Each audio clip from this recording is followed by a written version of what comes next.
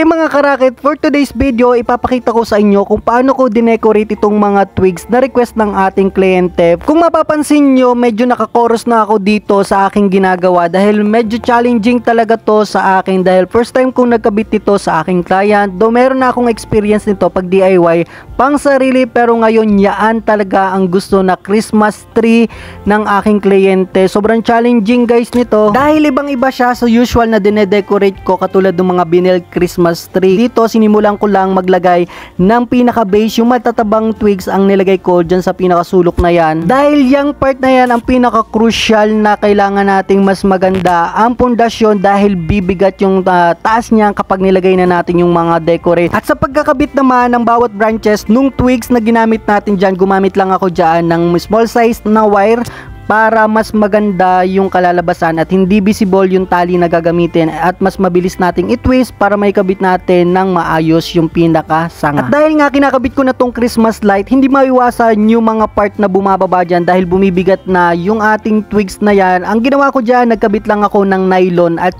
hook sa ceiling para maiwasan yung pagbaba ng mga part na yan once na malagyan na natin ng mga balls at mga dahon. Sa pagkakabit nga nitong gantong klase ng mga twigs, kailangan ng mahabang pasensya dahil hindi maiwasan yung mga napuputo, lalong-lalo na kapag ka nagkakabit na ng Christmas light dahil isa-isa itong iniikot sa bawat branches hanggang sa mapuno. At nang matapos ko na nga ring ikabit lahat ng Christmas light, nagsimula na rin akong ikabit yung mga dahon gamit din ang wire. At sa puntong ito, nakakaramdam na ako ng sobrang pagod at mabuti na lang tinutulungan ako nila ate sa pag-abot ng mga kakailanganin ko habang nasa taas ako ng hagdanan. At nang natapos ko nga ikabit lahat ng Christmas light at mga dahon, ganito na yung kinalabasan. Kung mapapansin nyo, medyo broad yung pagkapuno dyan at medyo kulang pa talaga yung mga dahon na na-avail ng aking kliyente, kaya pumunta pa ulit kami sa Divisoria para bilhin lahat ng kulang dyan at nag-add pa kami ng mga twigs dahil may ni-request at ibang gustong ipagawa si ma'am dyan, pero nagkabit na lang muna ako